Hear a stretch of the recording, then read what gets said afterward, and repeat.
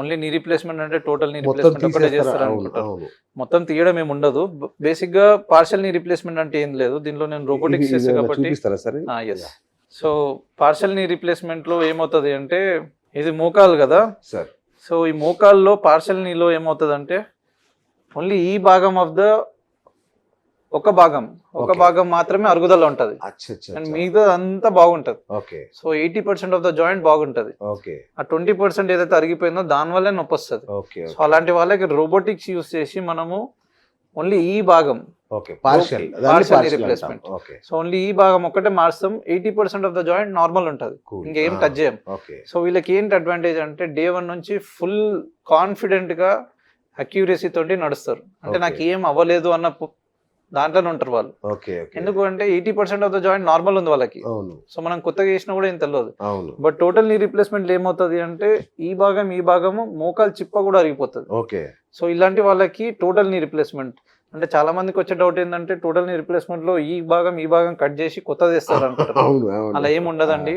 చిన్న భాగం పొర్ర ఏదైతే పోయిందో ఆ పొర్ర మాత్రమే తీసేసి దాని ప్లేస్ లో వేరే ఇంప్లాంట్ పెడతాం. సో బోన్ కట్ అనేది మినిమల్ ఉంటుంది. ఓకే సార్, ఇంకొక డౌట్ చాలా మందికి ఏంటంటే, ఈ పార్షల్ నీ రీప్లేస్మెంట్ చేస్తే అది సక్సెస్ కాదు ఆపరేషన్, ఏదో అప్పటి వరకు చేశారు మళ్ళీ మొత్తం చేయాల్సి వస్తుంది అని ఒక అపోహ కూడా ఉంది చాలా. లేదండి, ఇప్పుడు పార్షల్ నీ రీప్లేస్మెంట్ లో first and foremost category surgery అనేది రైట్ టైంలో రైట్ సర్జన్ చేతిలో జరిగితే ఈజీగా 10-15 years వస్తుంది. సూపర్. ఓకే. సో ఇప్పుడు మేము రీసెంట్ గా 65 year మేల్ కి చేసాం. 65 year మేల్ కి చేసాం. ఎందుకు అంటే, ఓన్లీ ఒకటే భాగం అరిగిపోయింది, మిగతా 80% మంచిగా ఉంది.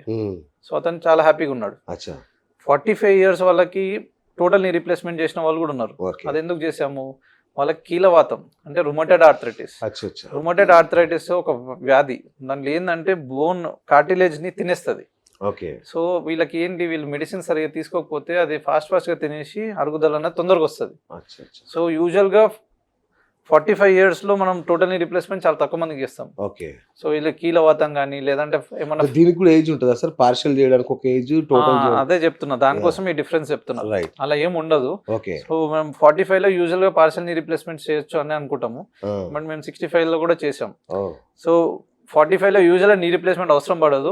బట్ ఈ లేడీ మొన్న చేసినాము, ఆమెకి రూమటైడ్ ఆర్థరైటిస్ అది ఉండడం వల్ల టోటల్ నీ రీప్లేస్మెంట్ చేసాం. సో బేసిక్ కాన్సెప్ట్ ఏంటంటే, పార్షల్ నీ రీప్లేస్మెంట్ లో ఒకటే భాగం అరుగుదల ఉంటుంది, టోటల్ నీ రీప్లేస్మెంట్ లో జాయింట్ మొత్తం అరుగుదల ఉంటుంది. సో అలాంటి వాళ్ళకి పార్షల్ నీ రీప్లేస్మెంట్ చేస్తే సఫర్ అవుతారు. So proper selection of the patient అనేది చాలా ఇంపార్టెంట్. అది మాలాంటి మేము ఎక్స్పీరియన్స్ డాక్టర్స్ కాబట్టి కరెక్ట్ గా చెప్పగలుగుతాం. ఇంకొకటి, నేను ఇంట్రోలో ప్రేక్షకులకు ఒక హామీ ఇచ్చా, 60 ఏళ్ళ వయసులో కూడా మీరు 20 ఏళ్ళలాగా పరిగెడతారండి. సో అంటే ఈ ఆపరేషన్ తర్వాత నిజంగా ఆ స్టేజ్ వస్తుందా? ఎస్ అండి, నమ్మకం వస్తుంది. వాళ్ళ ఎనర్జీ లెవెల్స్ ఉన్నాయంటే డెఫినెట్ గా నేను జాగింగ్ కూడా చేపిస్తాను పేషెంట్లతో. నా మెయిన్ కాన్సెప్ట్ ఏంటంటే, ఫాస్ట్ ట్రాక్ నీ రీప్లేస్మెంట్స్. పొద్దున ఆపరేషన్ చేసి పేషెంట్ ని సాయంత్రం వాళ్ళ ఎనర్జీ లెవెల్స్ మంచిగా ఉంది, వాళ్ళు పాజిటివ్ ఉన్నారు అనుకుంటే వాళ్ళని నడిపించడం 100% గుడ్. అవునా? వాళ్ళకి ఏంటి అంటే, అరే ఇదేదో చిన్న ప్రొసీజర్ కదా, డాక్టర్ గారు నడిపిస్తున్నాడు, నాకు ఇంకేంటి అన్న కాన్ఫిడెన్స్ వచ్చేస్తుంది. నేను అది చాలా నేనే దగ్గరుండి పేషెంట్లను నడిపిస్తా. అది నేను పర్సనల్ గా తీసుకుంటాను. అట్లా.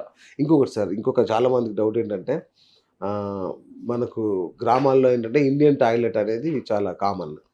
అట్లా కింద కూర్చోవడం కూడా బాగా అది ఉంటుంది, తినడం కానీ దేనికైనా.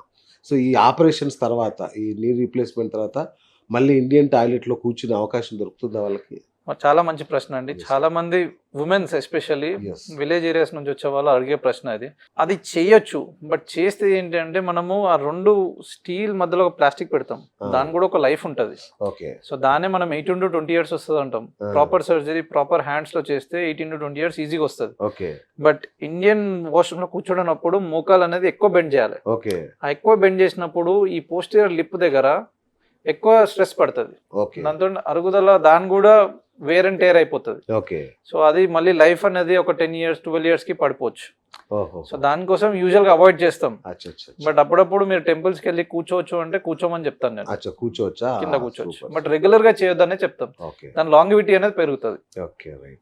ఇంకా మీరు రోబోటిక్ సర్జరీలో స్పెషలిస్ట్ యాక్చువల్గా మీరు.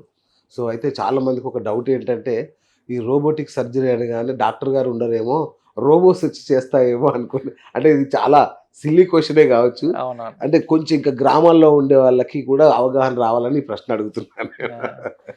సో రోబోటిక్ సర్జరీ అంటే ఏంటి అసలు యాక్చువల్లీ? ఎప్పుడైనా రోబోటిక్ చేయలేదండి. Robotic is a sophisticated machine. దాంట్లో ఏఐ కానీ ఇవన్నీ ఉంటాయి, అడ్వాన్స్ టెక్నాలజీ ఉంటుంది బేసిక్ గా. బట్ దానికి బ్రెయిన్స్ అనేది ఉండదు. బ్రెయిన్ అనేది డాక్టర్దే. సో పేషెంట్ డేటా తీసుకొని మనం ఆ మెషిన్ కి ఇస్తే ఆ మెషిన్ సర్టెన్ క్రైటీరియాస్ ఇస్తుంది.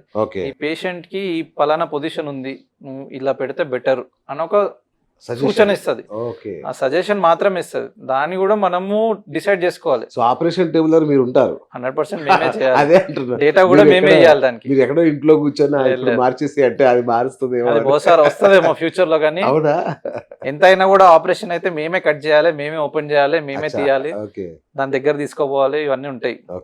రోబోటిక్ ఎప్పుడు చేయలేదండి. It is just a machine which is sophisticated and highly advanced. So robots చేయడం అనేది ఏమి ఉండదు, ఇంపాసిబుల్. మీరే చేస్తారు, పక్కనే ఉంటారు కదా, అదేదో సజెషన్స్ ఇస్తుంది అంతే. మనం దానికి డేటా ఇస్తే ఆ డేటాని తీసుకొని సజెషన్స్ ఇస్తుంది. ఆ సజెషన్ కూడా మనం తీసుకోవాలా లేదా అని మనం డిసైడ్ చేయాలి. సో ఆ ప్రాపర్ బ్రెయిన్ సర్జన్ ఆయన నాలెడ్జ్ ని దానికి మెషిన్ కి ఇస్తే ఆ డేటా కొలాబరేట్ చేసి చేసిన సర్జరీలే సక్సెస్ఫుల్ అవుతాయి. సూపర్. సో సాధారణ సర్జరీ చేయించుకున్న వాళ్ళకి, రోబోటిక్ సర్జరీ చేయించుకునే వాళ్ళకి రికవరీ పర్సెంటేజ్లో తేడా ఉంటుందా సార్? 100% ఉంటుందండి. Faster recovery, precision. అంటే మనకి రోబోటిక్ లో ఏంటంటే అడ్వాంటేజ్, బోన్ ప్లేస్మెంట్ అంటే ఇంప్లాంట్ ప్లేస్మెంట్ ఎక్కడ పెట్టాలనేది కూడా మనకి క్లారిటీ అనేది సర్జరీ కన్నా ముందే తెలిసిపోతుంది. ఓకే. మాన్యువల్ దాంట్లో అట్లా ఉండదు. మాన్యువల్ దాంట్లో ఏంటంటే మిషన్ కొన్ని ఇన్స్ట్రుమెంట్స్ ఉంటాయి, ఆ ఇన్స్ట్రుమెంట్స్ ప్రకారంగానే కట్ చేయాలి. సో ప్రతి పేషెంట్ కి సేమ్ ఉంటది అది. బట్ ఇదేంటంటే టైలర్ మేడ్. సో మనం ప్రతి దానికి డేటా ఇస్తాం దానికి, ప్రతి పేషెంట్ ఆ పేషెంట్ డేటా తీసుకొని అది మనకి ఇది ఇస్తుంది. So it's a tailor made, custom made అనుకోండి. ఇంకా సో అడ్వాంటేజ్ చాలా ఉంటుంది. అక్యురసీ ఉంటుంది, ప్రిసిషన్ ఉంటుంది, ఇంప్లాంట్ పొజిషనింగ్ మంచిగా ఉంటుంది, ఫాస్టర్ రికవరీ ఉంటుంది, పెయిన్ తక్కువ ఉంటుంది, బోన్ కూడా చాలా మినిమల్ గా కట్ అవుతుంది compare to the manual thing. So అది చాలా చూస్తున్నాను నేను. డెఫినెట్ గా మంచి ఇంప్రూవ్మెంట్ ఉంటుంది పేషెంట్స్ కి. Hi friends, thank you for watching this video. ఈ వీడియో గనుక మీకు నచ్చినట్లయితే దయచేసి లైక్ చేయండి, షేర్ చేయండి. ముఖ్యంగా మా ఛానల్ 24/7 న్యూస్ టీవీని సబ్స్క్రైబ్ చేసుకోండి. ఆ తర్వాత మీ విలువైన అభిప్రాయాల్ని, మార్పులు, చేర్పులు, కావాల్సిన వీడియో ఏమన్నా ఉంటే మన వీడియో కింద కామెంట్ సెక్షన్లో కామెంట్ రూపంలో తెలియజేయండి. నమస్కారం, సాయిదంచిక మాట్లాడుతున్నాను. ప్లీజ్ సబ్స్క్రైబ్, షేర్, లైక్ చేయండి 24/7 టీవీ ఛానల్. హాయ్ నమస్తే, నేను మీ Sonia Akula. Please subscribe to 24/7 news TV. Hi అండి, అందరికీ నమస్తే. నేను Mankota Prasad. Please do subscribe 24/7 news TV. Political, entertainment and infotainment updates కోసం like, share, subscribe 24/7 news TV.